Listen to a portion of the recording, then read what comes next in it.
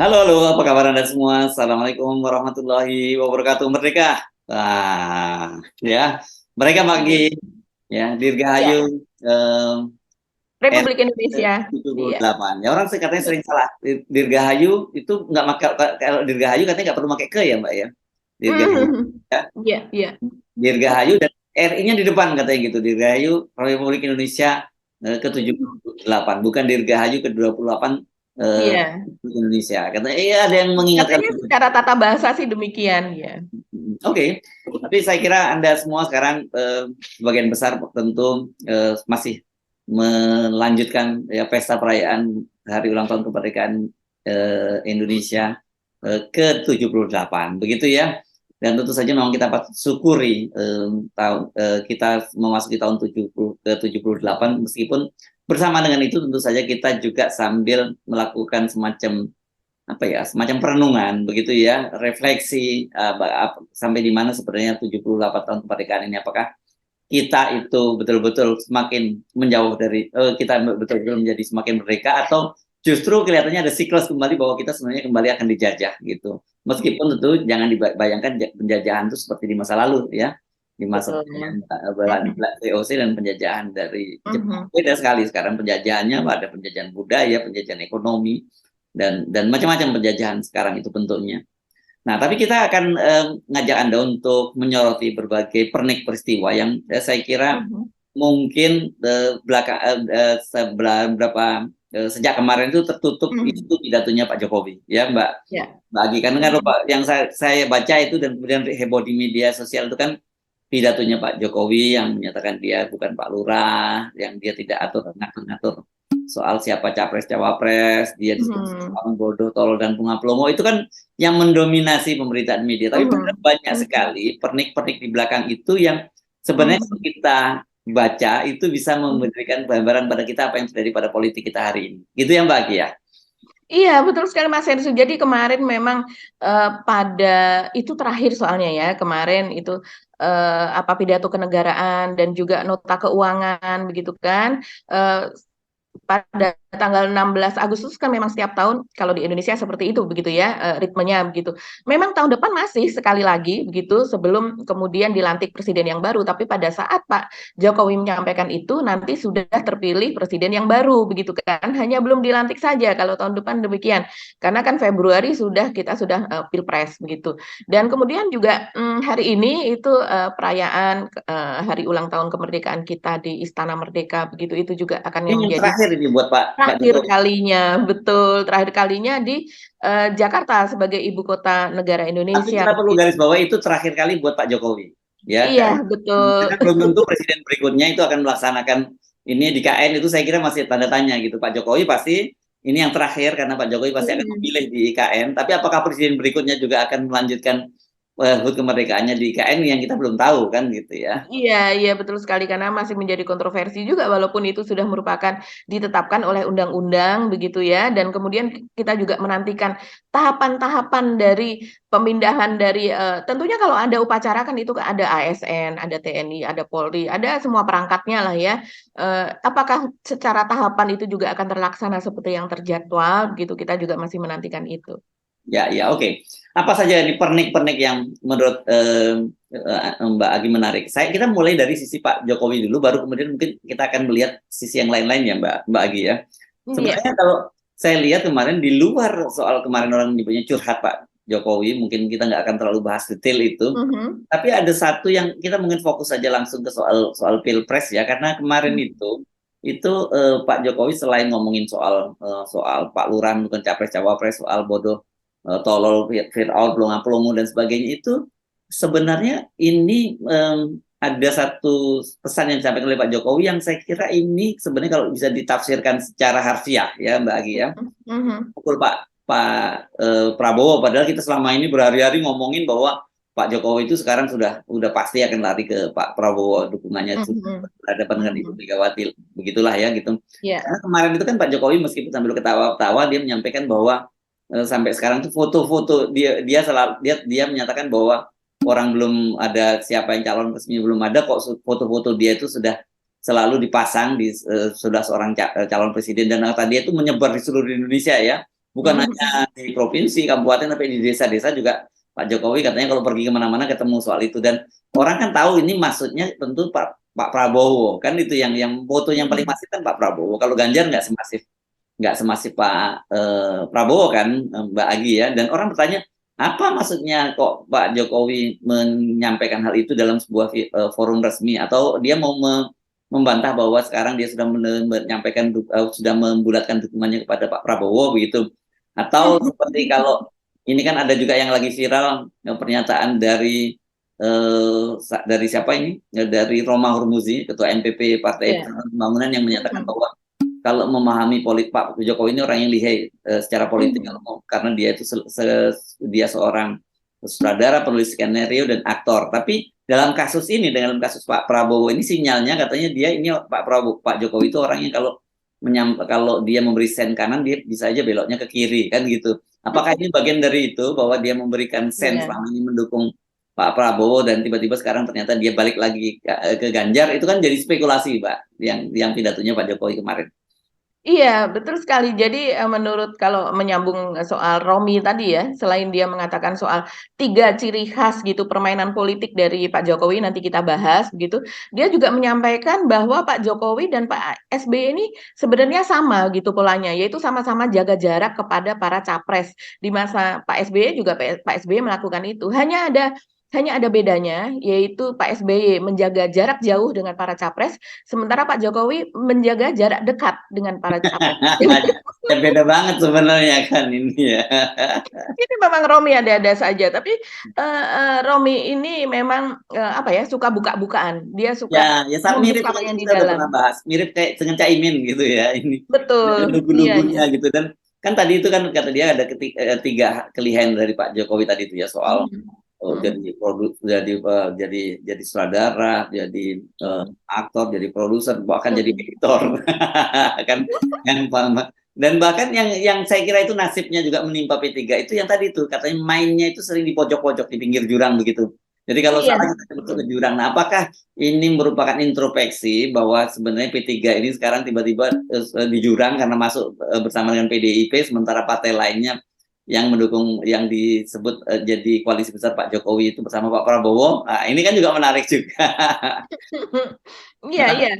itu kaitannya saya kira dengan Pak Jokowi, itu penting untuk kita highlight ya, tentang pernyataan dari Pak Jokowi ini apa sih sinyalnya, mendua atau tidak. Dan saya kira apa yang disampaikan oleh Romi tadi udah menjadi rahasia umum, memang Pak Jokowi itu mesti ditafsirkan secara terbalik gitu. Jadi kalau kita menafsirkan secara terbalik pidatonya Pak Jokowi yang kemarin soal foto-fotonya yang digandeng oleh capres, ya dia menunjukkan bahwa ya itu yang maunya dia kan begitu ya, bukan berarti dia nolak kemudian pernyataan itu kan, saya itu enggak apa-apa kata dia.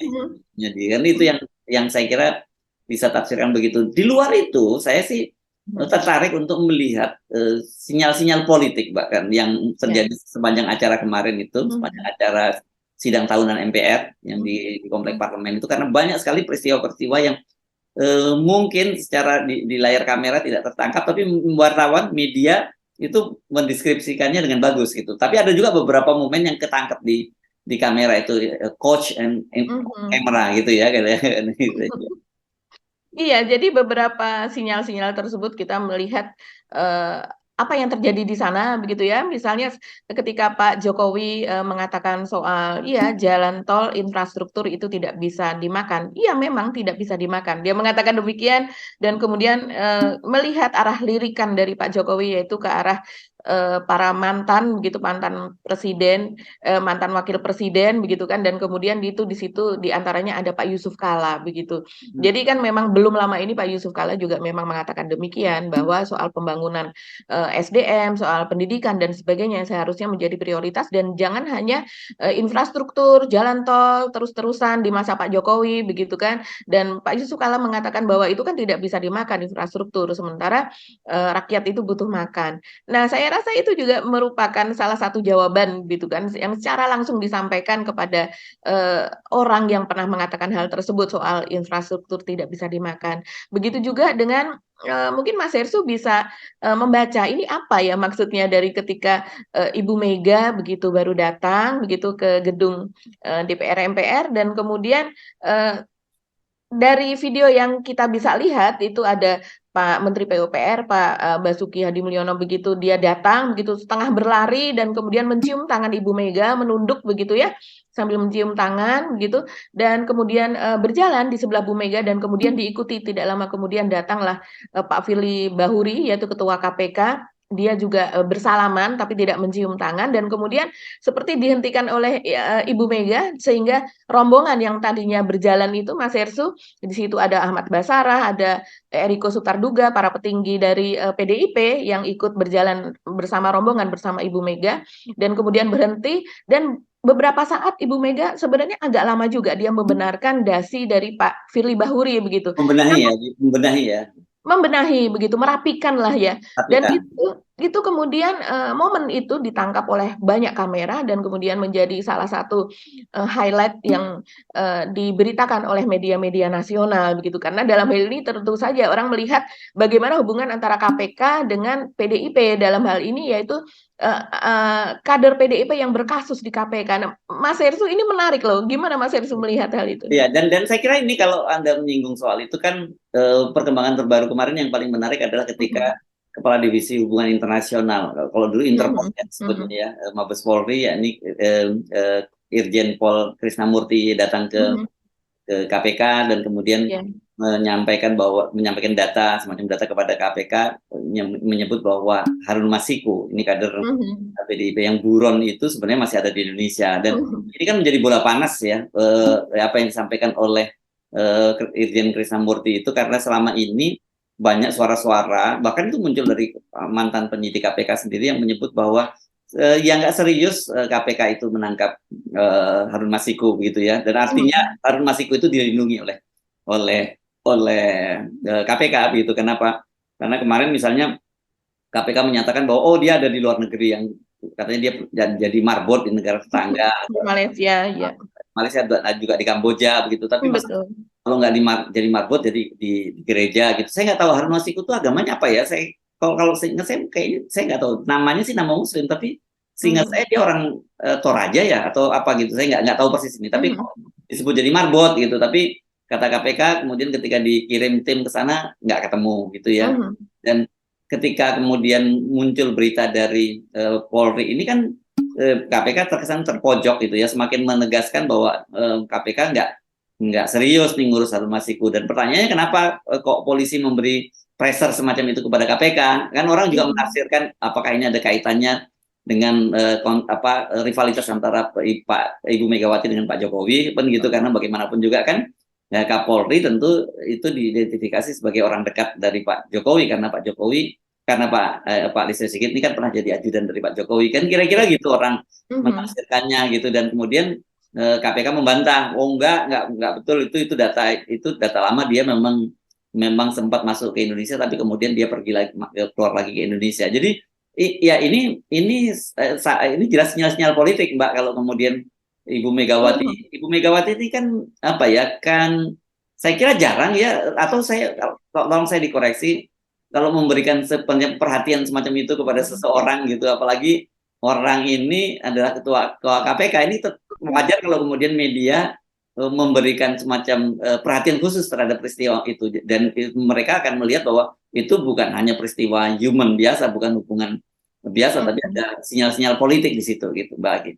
Iya, bahkan hal tersebut kemudian sampai ditanyakan kepada Ketua PDIP, yaitu Said Abdullah, dan kemudian Said Abdullah menjelaskan bahwa oh, Ibu Megawati itu biasa orangnya sangat teliti. Jangan salah, Ibu Mega itu kalau melihat sesuatu itu sangat-sangat detail begitu kan. Dan sehingga ketika mungkin pada saat itu dia membaca demikian ya, bahwa pada saat itu mungkin memang dasi dari Pak Firly itu kurang rapi sehingga dirapikan. Tapi rasanya seperti yang dikatakan Mas Hersu, berapa orang yang pernah dirapikan dasinya oleh Ibu Mega begitu. Sejauh ini selama Ibu Mega menjadi politisi, rasanya kita kalau melihat misalnya dengan Pak Jokowi, kedekatannya adalah dengan digandeng begitu ya, gandengan, mungkin karena Ibu Mega sudah sepuh begitu, kadang memakai tongkat dan sebagainya sehingga digandeng oleh Pak Jokowi begitu. Tapi rasanya kemudian membenarkan dasi dari orang di sekitarnya dan sebagainya itu tidak diperlihatkan, apalagi ini diperlihatkan secara umum begitu kan, di mana ribuan pasang mata begitu dan kemudian juga banyak kamera merekam hal tersebut begitu. Memang pantas kalau kemudian ini menjadi salah satu highlight dari media dan apa maksud di baliknya ini begitu. Ya, ya.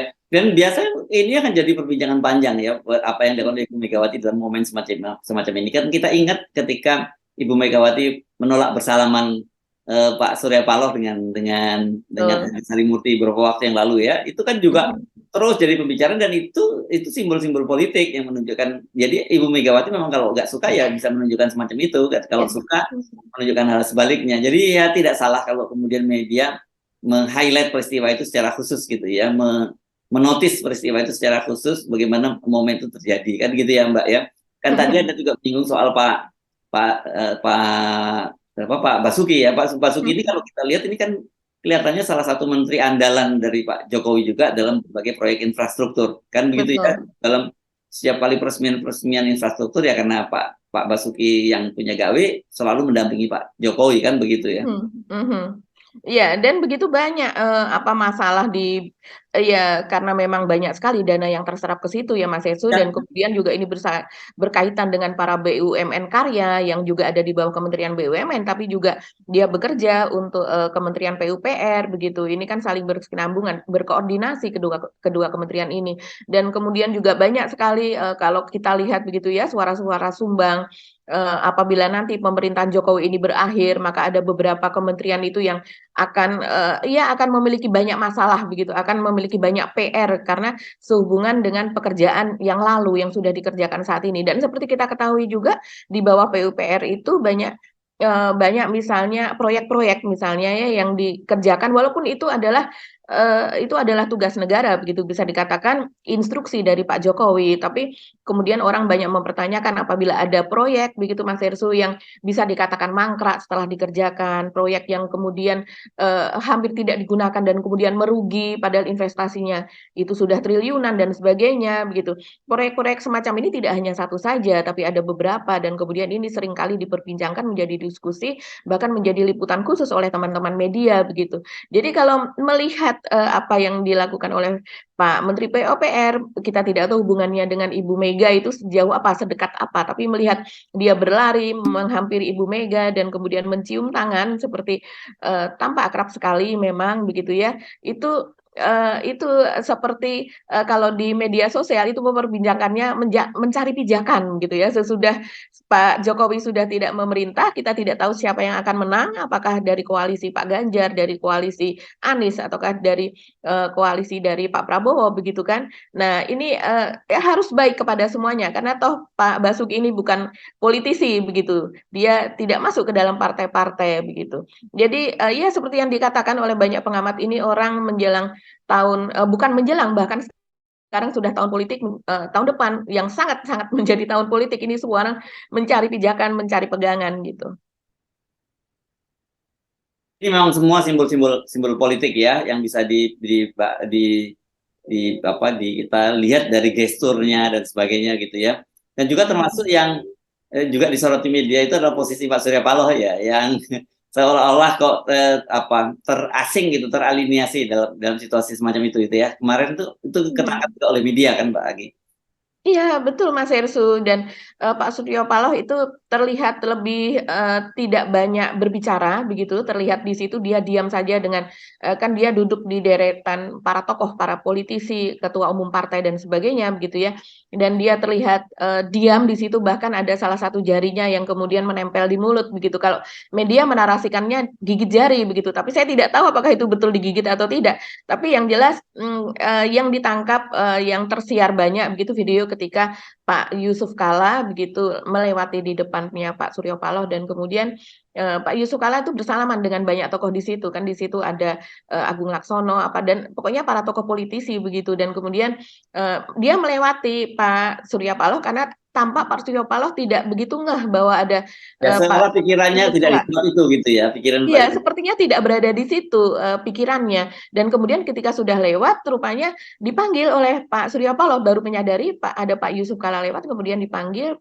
Yusuf Kala kemudian mundur, bersalaman, habis itu kemudian berjalan lagi. Nah, itu momen-momen kecil seperti itu ditangkap oleh kamera dan kemudian memberikan arti tersendiri. Tapi ada juga momen yang lain dari Pak Surya Paloh, yaitu ketika sidang sudah selesai dan kemudian dia diwawancara oleh wartawan, komentarnya terhadap berbagai hal tentang apa yang dikatakan Pak Jokowi soal plonga-plongo, soal Fir'aun dan sebagainya kan ditanyakan tanggapan dari Partai Nasdem gitu dari Pak Surya Paloh. Itu dia tampak seperti yang biasa lagi Mas Hersu, seperti Pak Surya Paloh yang kita kenal selama ini. Penik-penik yang saya kira banyak ditangkap oleh media dalam momen peristiwa Mhm. kemarin ya. Di Mhm. luar itu apa yang juga perlu kita notice, Mbak? Sebenarnya di luar itu Mas Hersu banyak sekali peristiwa yang lain begitu ya kemarin.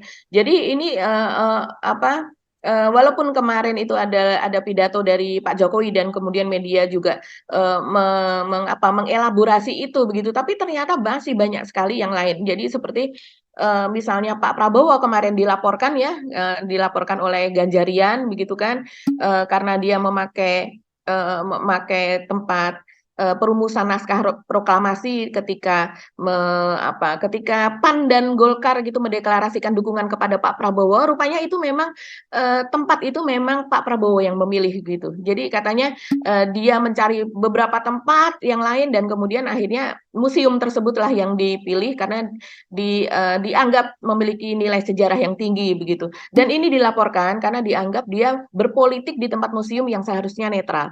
Nah, sudah ada tanggapan dari Gerindra begitu ya. Ini dilaporkannya kan kepada Bawaslu begitu. Sudah ada tanggapan dari Partai Gerindra begitu dan mereka mengatakan bahwa ya silakan saja dilaporkan begitu. Tapi yang jelas ketika kemarin itu terjadi itu sudah atas persetujuan dari manajemen museum tersebut begitu. Kalau seandainya memang menurut ketentuan atau aturannya museum tidak boleh dipakai, disewa begitu ya untuk tempat melakukan kegiatan politik ya seharusnya tidak diberikan. Tapi kita tunggulah apa yang dikatakan oleh Bawaslu. Dan Ya, selain itu juga ada satu lagi Mas Hersu yang apa namanya sudah ditanyakan kepada Bawaslu yaitu soal kegiatan dari konsolidasi dari DPD PDIP yang di Jawa Tengah itu ya yang kemudian yang katanya Gibran itu tidak diundang begitu sehingga dia tidak datang ke sana padahal tidak hanya kepala daerah saja yang diundang, bahkan PJ begitu penjabat dari bupati, wali kota yang ada di Jawa Tengah, yang mereka tentu saja adalah ASN, itu ternyata malah diundang ke acara tersebut begitu. Ini juga menjadi masalah beberapa pengamat begitu yang di Jawa Tengah ini menginginkan agar Bawaslu begitu meneliti soal tersebut begitu. Karena ASN tentu saja seharusnya tidak boleh hadir pada kegiatan-kegiatan politik seperti itu begitu Mas Hersu. ya, ya, ya. Di luar itu masih berkaitan tadi dengan soal deklarasi Mhm. dan PAN terhadap Pak Prabowo itu Pak Hasim Joyo Hadikusumo itu juga dilaporkan oleh Aliansi Mahasiswa Sultra pendukung Jokowi. Itu Mhm. disebutkan di situ bahwa dia dilaporkan katanya menyebar kabar hoax karena menyebut bahwa dukungan Partai Golkar terhadap Pak Prabowo itu sudah Mhm. seizin dari Pak Jokowi. Itu ya itu menarik juga karena memang di situ Pak Hasim dia dalam sebuah forum online itu dia melihat ketika datang datang Pak Erlangga, Mhm. kemudian Pak Ludwig dan pimpinan petinggi Golkar yang bertemu dengan Mhm. Pak Prabowo dan pada waktu itu dia hadir di situ tapi dia kemudian dia ada acara dia ada meeting lain di ruangan lain tapi ketika Mhm. dia pulang katanya mereka pulang dia pamit mereka lihat wajahnya senyum-senyum dan dia mendengar bahwa dukungan Golkar terhadap Pak Prabowo itu atas izin Pak Jokowi. Yang ini juga dilaporkan juga Mbak ke polisi. Ini kayaknya masih musim lapor melapor nih kelihatannya ya.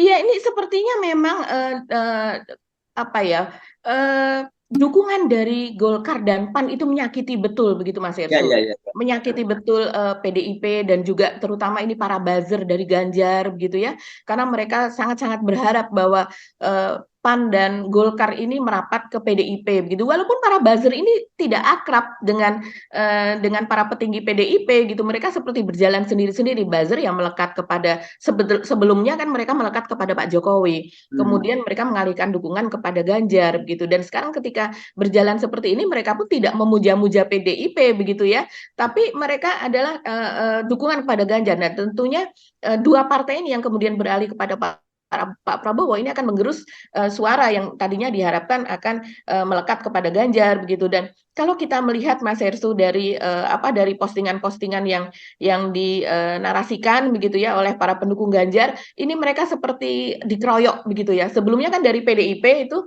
mengatakan bahwa dia ada 5 partai yang sekarang kemudian mendukung Pak Prabowo, mereka merasa seperti sudah biasa PDIP itu dikeroyok gitu, seperti Pak Said Abdullah kan mengatakan demikian, sudah biasa dikeroyok secara politik. Rupanya ini kemudian dikapitalisasi oleh para buzzer, seperti misalnya Guntur Romli yaitu ketua dari Ganjarian Spartan begitu ya. Ini pendukung garis keras gitu kan Ganjar sampai dia keluar dari PSI begitu kan karena dia ya merasa kecewa karena PSI kemudian cenderung walaupun belum menyatakan tapi sudah bisa diprediksi bahwa mereka akan berkoalisi dengan atau akan mendukung Prabowo begitu. Nah, dia mengunggah itu seperti misalnya skenario mengeroyok Ganjar Pranowo.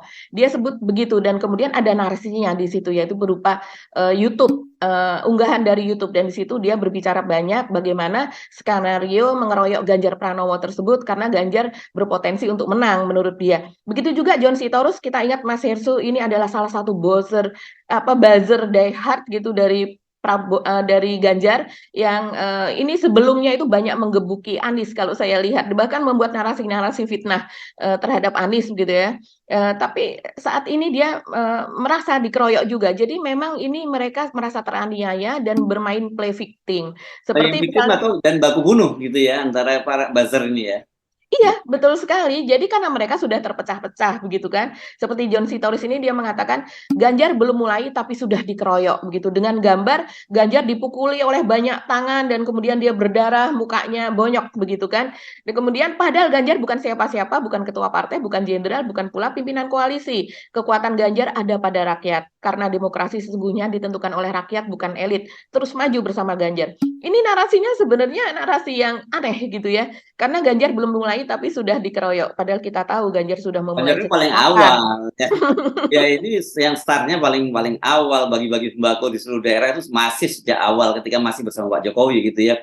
Nah berkaitan dengan para buzzer ini juga menarik. Saya sih usulnya yang ini karena teman saya sendiri ini Ade Armando. Jadi lebih Mbak Agi yang cerita deh soal narasi dia tentang apa yang terjadi sekarang ini soal buzzernya para buzzernya Ganjar gitu. Yang katanya kata dia itu dibiayai oleh lembaga negara gitu. Iya, dan kemudian ini kan Ade Armando sebenarnya tadinya adalah bagian dari kelompok buzzer ini kan memiliki beberapa akun YouTube gitu ya Mas Hersu yang ramai ini adalah YouTube walaupun sebenarnya mereka juga memiliki TikTok, terus kemudian Instagram, Twitter dan sebagainya begitu. Tapi ini yang dipersoalkan adalah yang akun YouTube itu ada akun namanya kalau tidak salah 2045 begitu. Ini merujuk kepada Indonesia Emas di masa yang akan datang tahun. Yud 2045 ya yang Iya. itu saya tadinya nggak ngeh itu karena banyak sekali diiklankan itu di YouTube itu jadi dia bukan sekedar channel YouTube biasa tapi di channel YouTube dipromosikan Betul. besar-besaran gitu ya. Iya, makanya orang-orang bertanya ya, netizen ini banyak bertanya, YouTube itu kan gratis ya, kok kemudian berbiaya? Berbiayanya di mana begitu kan? Seperti kita misalnya sekarang membuat akun YouTube, ini kan gratis Mas Hersu, tidak ada yang membiayai kita, yang membiayai kita ya keringat kita sendiri begitu. Makanya menjadi mengherankan ketika kemudian ini dipersoalkan dan dibuka oleh mereka sendiri begitu. Kan ada Cokro TV, ada 2045 itu tadi yang saya rasa itu merujuk kepada 2045 itu adalah Indonesia Emas begitu. Dan kemudian juga ada Yacht TV. Yacht TV ini yang kemudian dipersoalkan. Jadi oleh Ade Armando, dia ada salah satu cuitannya mengatakan begini, kanal YouTube Yacht TV yang dipimpin Mas Jopre all out menghabisi PSI. Padahal dana mereka diperoleh dari lembaga negara. singkatannya 3 huruf. Ketua lembaga ini dekat ketua partai tertentu. Boleh nggak ya uang rakyat dipakai untuk menghabisi sebuah parpol? Ini kata Ade Armando. Jadi dia dalam kapasitas sekarang sudah menyeberang ke PSI begitu. Sebelumnya Ade ini juga sering tampil begitu di Youth TV, Mas Hersu. Selain juga dia di Cokro begitu ya. Dan kemudian dia mengatakan PSI boleh dong dikritik, tapi jangan pakai uang rakyat dong. Dia mengatakan demikian. Kemudian ada jawaban-jawaban dari netizen, dia masih menjawab begitu ya. Ini di akun Twitternya ini Mas Hersu, dia mengatakan ini. Sorry bos, Youth TV itu pakai uang rakyat karena ada yang menyanggah. Apakah iya sebuah kanal YouTube itu kan gratis, kok pakai uang rakyat? Terus kemudian banyak sekali kemudian jawaban-jawaban Mas Hersu yang mendukung apa yang dikatakan oleh Ade Armando ini. Mana pernah saya dibiayai lembaga negara untuk tujuan kampanye? Kata Ade Armando menjawab demikian, karena ada yang mengatakan bahwa Anda kan juga berarti dibiayai oleh negara begitu. Tapi sebetulnya kalau kita kulik, sebelumnya Ade Armando ini ada di Cokro TV dan sebagainya, dan dia juga pernah tampil di Youth TV begitu ya. Ini artinya kan dia juga ikut menjadi bagian dari itu sebelumnya. Baru kemudian dia membuka ini ketika dia sudah tidak menjadi bagian dari itu. Yang rame ini adalah kemudian netizen bertanya, lembaga apa ya yang memiliki 3 inisial huruf tersebut dan kemudian dekat dengan sebuah partai, pimpinan lembaganya itu dekat dengan sebuah partai. Ya kita kalau wartawan kita tahulah Mas Hersu itu kan sudah isu lama begitu dan kita. Tapi kan rakyat banyak yang kemudian ada yang tahu juga dan kemudian menyebutkan nama lembaga tersebut yang disinyalir membiayai tersebut, tapi ada juga yang terus-menerus bertanya. Ini menjadi isu yang sebetulnya Ade ini sudah mengunggah ini sejak berapa hari yang lalu, Mas Hersu? Sekitar Kan saya 2 baca juga ada yang nyebut karena 3 huruf gitu ya, lembaga negara KSP ya. Ini dijamin pasti bukan KSP karena kalau KSP bukan dekat dengan petinggi partai politik. Kalau KSP itu berusaha merebut partai politik gitu ya. jadi begal politik begitu Ya. ya. Jadi Mhm. kan ada yang nyebut begitu ya. Ini saya kira ada naif atau cuma mancing-mancing aja kali si endingnya ini si apanya Netizen. ya gitu Mhm, mhm. karena ini kelihatannya lembaganya rada rawan nih kalau disebut mungkin begitu ya mereka nggak mau sebut namanya langsung gitu ya. Iya, lembaga ini rawan kalau untuk disebutkan, walaupun ini sudah menjadi pengetahuan umum sebetulnya bukan rahasia begitu ya. Tapi ya kan ini perlu klarifikasi juga begitu. Kita tidak bisa asal menuduh begitu saja juga. Dan lembaga ini biasanya punya juru bicara kok gitu ya walaupun rahasia dia punya Mhm. juru bicara yang bisa mengklarifikasi betul atau tidak tapi karena Ade tidak menyebut namanya secara lengkap karena dia cuma menyebut 3 huruf saja dan Mhm. inisialnya bahwa tingginya itu dekat dengan ketua umum partai ya saya kira mungkin lembaga itu tidak perlu merasa juga menjawab juga gitu kali ya Mbak ya tapi saya nggak tahu sih apakah akan dijawab juga gitu. Iya, kalau kalau nggak bisa juga dia mengatakan begitu, "Aduh sialan ini mulai dibuka," begitu kan Mas Hersu. Karena saya rasa juga Ade ini membuka juga karena dia merasa, apa ya, entah saya tidak tahu dia punya backing-an atau bagaimana begitu kan, ada yang kemudian sudah buka saja yang membuat dia mendorong untuk membuka saja itu. Karena toh nanti kalau pemerintahan berganti belum tentu juga lembaga itu dipimpin oleh orang yang sama. Kan bisa jadi seperti itu Mas Hersu begitu. Apalagi dia kelompok misalnya dari kelompok Pak Prabowo misalnya, kan, tentu saja dia memiliki keyakinan untuk menang begitu untuk selanjutnya. Nah kemudian, dari, play victim ini tadi, dari merasa dikeroyok ini tadi Mas Hersu, ada tanggapan yang menarik itu dari Andi Sinulinga. Ini dari seorang kader dari Golkar, tapi yang simpatisan Anies juga begitu ya. Dia mengatakan, "Lah itu ya gara-gara Prabowo ya, gara-gara apa yang dilakukan Prabowo dengan dia berhasil menggait 2 partai itu, Golkar dan PAN, maka, membuat Ganjar ini bisa merasakan apa yang terjadi pada Anies," begitu. Jadi kan dikeroyok itu sebetulnya nggak usah cengeng-cengeng amat, kalau Anies kan sudah merasakan itu sejak dulu-dulu sekali begitu, sejak dia masih menjadi gubernur, bahkan Ya, kemudian jadi nggak usah playing victim lah gitu ya karena sekarang iya. playing victim itu atau mungkin bahasanya dizolimi lah kalau orang Indonesia ya orang tahu kalau dizolimi itu ya Anies gitu. Jadi Ganjar nggak usah pakai cara itu nggak laku tuh udah biarin dia cari trademark lain deh gitu ya. Iya, betul. Jadi kalau menurut Andi Sinulinga dan kita mungkin setuju juga dengan pernyataannya bahwa toh Ganjar itu diusung oleh partai yang terkuat, begitu kan, yang selama ini terkuat. Terus kemudian juga oleh partai yang masih tergabung oleh kabinet Pak Jokowi. Dan selama ini juga Pak Jokowi masih mengatakan bahwa dia adalah kader dari PDIP dan dia juga akan mendukung Ganjar begitu kan. Jadi untuk apa begitu bermain play victim seperti itu begitu. Apalagi ini buzzer-buzzer Ganjar ini mungkin karena memang masih dalam situasi kaget ya Mas Hersu, shock begitu dengan keadaan yang terjadi yang sebelumnya mereka harapkan memang tidak seperti ini begitu. Ya, ya, ya. Jadi memang makin nyata ini perpecahan antara Megawati dengan Jokowi itu kelihatannya ya sudah tidak terhindarkan lagi, dan saya kira kita tinggal menunggu tahapan-tahapan berikutnya ya, dimulai dengan Gibran tidak diundang tidak diundang untuk koordinasi para kepala daerah PDIP.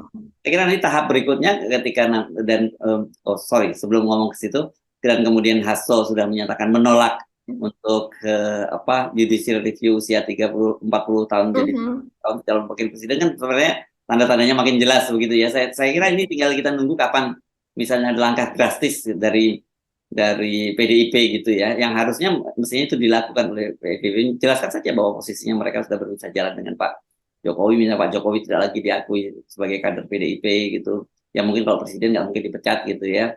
Tapi Gibran karena sudah menyeberang ke Pak Prabowo itu ya langsung diambil tindakan disiplin dari partai, karena kan sudah terjadi pada orang seperti Effendi Simbolon gitu ya, yang sudah tidak dicalonkan lagi.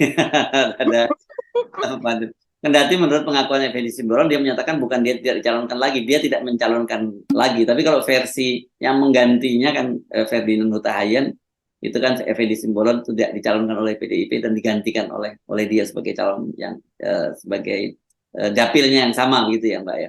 Betul. Dan yang menarik soal Gibran itu tadi Mas Hersu, ini kemarin ketika Gibran tidak diundang untuk konsolidasi di DPD Jawa Tengah begitu kan, kata FX Rudi yaitu ketua DPC untuk Solo begitu, dia mengatakan bahwa dia kemudian yang berbincang-bincang dengan Gibran lah setelah itu begitu, dan setelah itu dia membuat pernyataan gitu kepada media bahwa ya kalau seandainya Gibran akhirnya menjadi cawapres dari capres lain dan itu bukan Ganjar, ya sudah ikhlas saja, legowo begitu. Silakan gitu. Malah dia merasa bangga gitu ya karena Gibran ini masih muda. Kalau seandainya itu judicial review-nya di MK itu disetujui begitu ya, malah menurut FX Rudi dia malah justru merasa bangga karena Gibran ini usianya masih 36 tahun, kemudian akan menjadi 45 ya, cawapres. ya. Iya, kalau tahun depan kan, ya tahun depan dia akan menjadi 36 gitu, dan kemudian dia akan menjadi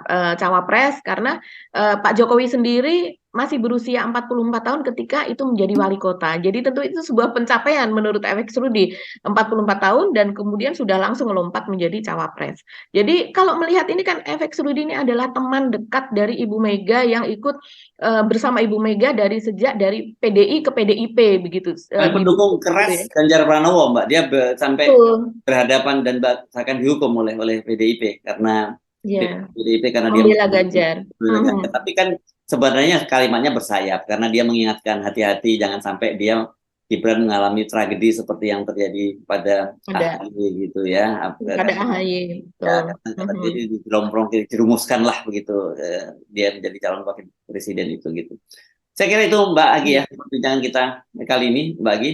Kita sampai ketemu lagi esok ya. Sekali lagi Dirgahayu ke-78 ya Republik Indonesia. Ya, kebalik ya. Dirgahayu Republik Indonesia ke-78. Merdeka. Merdeka. Wassalamualaikum warahmatullahi wabarakatuh. Tetap 0%. Tetap 0%. Waalaikumsalam warahmatullahi wabarakatuh.